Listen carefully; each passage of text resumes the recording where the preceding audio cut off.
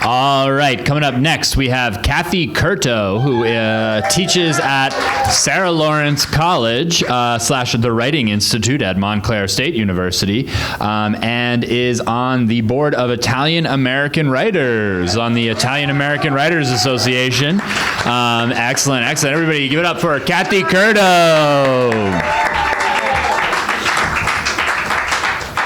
Thank you so much. Hi, everyone. I'm just going to move this over a little bit. Thank you all for being here. I'll speak in. Okay. Is that good? Yeah. All right. Thank you. Yes, thanks, everyone, for coming out. Claire, thank you for introducing me to Pete. And Pete, thank you for just your grace, and I wore my button. Look, I found my button today from the podcast. So thank you for inviting me and for staying engaged. Italian American Writers, we love having you. I am really happy to be here. I am primarily a nonfiction writer. So today I'm going to share 4 very short prose pieces. I'm interested in writing short prose. My book, which I'll read from in a minute, the subtitle is Glimpses into a Jersey Girlhood, so I am sort of interested in glimpses, the way we get in and get out of an experience. I mostly write, as I said, nonfiction, true life stories. And today I'm going to read 4 pieces. They're fairly short, and they all sort of are glimpses into or back into various points in my life. I think you'll get a sense of each one. This first one is called Hats and Newspapers. This was published in Memoir magazine a few years back. Hats and newspapers. I wear beanies. When I tug that soft circle of wool onto my head and down over my ears, I'm 20 years younger. In my 40s, that may have been the reason for loving them, but not anymore. The 50s are different. Now I just adore the way my head feels, held together and pleasantly compressed, like a girdle for my thoughts, and God knows they need support. Then there's this. I'm hopelessly devoted to reading the actual newspaper, and I call it the paper. This makes me even more hopeless and devoted. But the newspaper and the hat together, that hasn't happened in decades.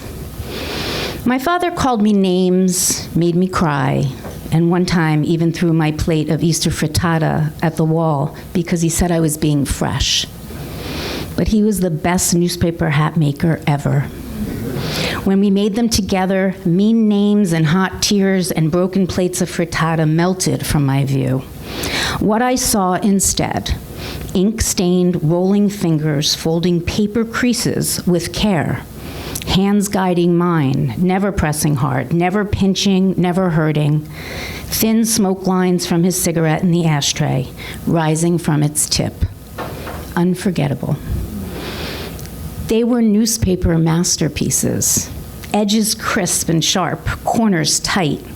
I remember trying to read the headlines when they were done. "Come here, closer, doll," he'd say. Then he'd take a long drag, exhale, place the hat on my head, and wink. Those were good days when my father's corners were loose, edges soft.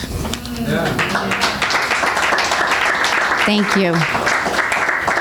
Okay, I'm going to switch gears and read a really short piece from my book, Not for Nothing, Glimpses into a Jersey Girlhood. This is, I chose this piece. It's kind of a shout out to the good people of Minneapolis. And ice out. And with this piece, it's also a little bit of a wink to, I guess, one of the sons of Minneapolis. This is called Pressing Play. I'm in Deer Hollow Park, the playground where little kids don't play anymore, and according to my mother, troublemakers go.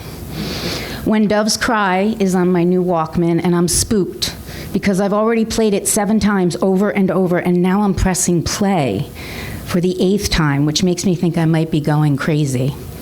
I'm sitting on a black rubber swing, swaying. It's just before dark. No one else is here in the park, and I pray to the gods of the confused, hungry teenage souls that someone is watching me. How is it that I want to be all alone, but at the same time looked at, glanced over, and watched? I don't know how that happens, but I know I want both. Prince's smooth voice moves through me, then up, in, out, and around. I regret sharpening, burning, and applying the brown eyeliner.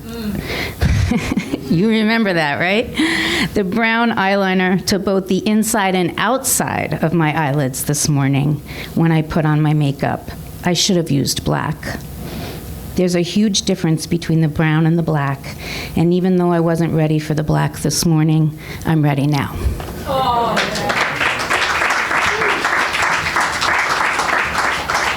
Okay, I have just two more pieces. This one, obviously, in a little bit of a different life stage. Thank you for my daughter and husband for being here. And this was a point in time, some of you may have experienced it yourself or know people who have, where my husband was going through a really hard time physically and was in an incredible amount of pain. It was, we've been married 33 years and I had never experienced that before. So this is called The Diner After the MRI, and it was actually an Inquisitive Eater a couple of years ago, and I highly recommend that magazine. It's Food and Literature. It's a beautiful magazine. We are in radiology. This appointment has consumed us for weeks. We're anxious. The pain continues, interrupting sleep, sex, sensibilities. Okay, Joseph, you're all set. You pre-registered, so no forms. Go ahead and have a seat, sir, the receptionist says. I peek at her computer screen and see she's browsing floral dresses on the Old Navy website. Her previous searches include magenta one-piece bathing suits and a white gauzy cover-up. You did pre-register, which comes as no surprise.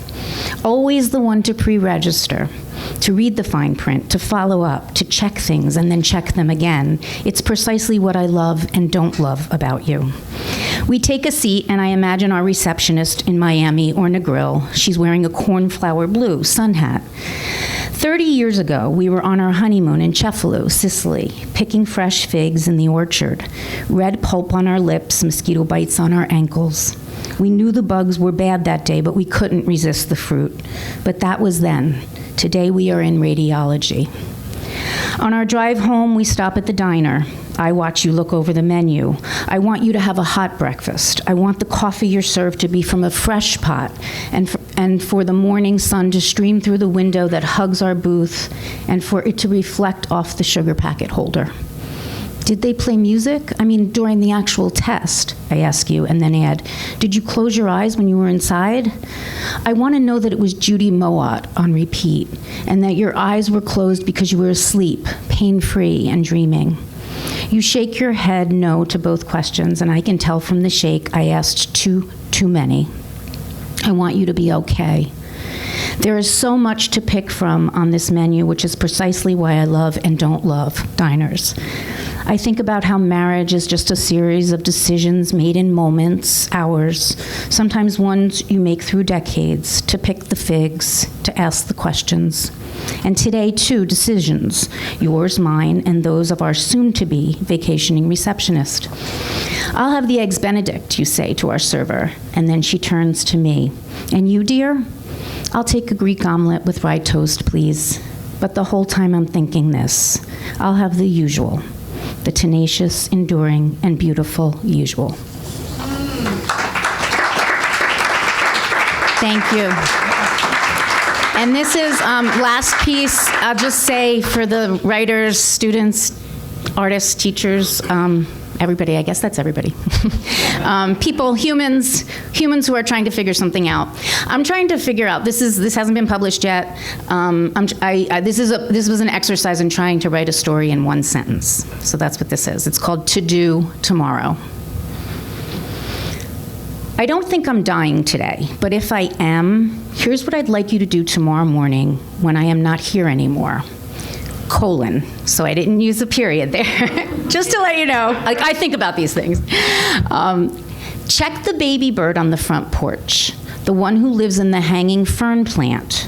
the one whose mother constructed a nest of sticks, pine needles, and string. And please look for no less than a full minute at the bird's minuscule buttercup yellow beak and her translucent skin with the silky, dirty hairs that sprout out from its surface. And then when you're done looking, before you step down from the water-warped, rickety picnic bench, the one you need to stand on top of to see into the nest, and damn, even still with all that extra height, even using tippy toes, I'd like you to file someplace very safe, in your gut, in your heart, or both, the feeling you just had moments before when you first checked and saw the baby bird staring up at you, the feeling that may have scared you a little, because the color of it was, I'm talking about the feeling, not the bird here, blood red and vein blue, and that reminded you of how much baby birds are like us.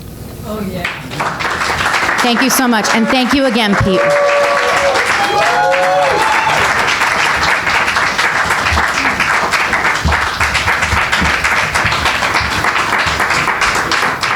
Give it up for Kathy Curto, everybody.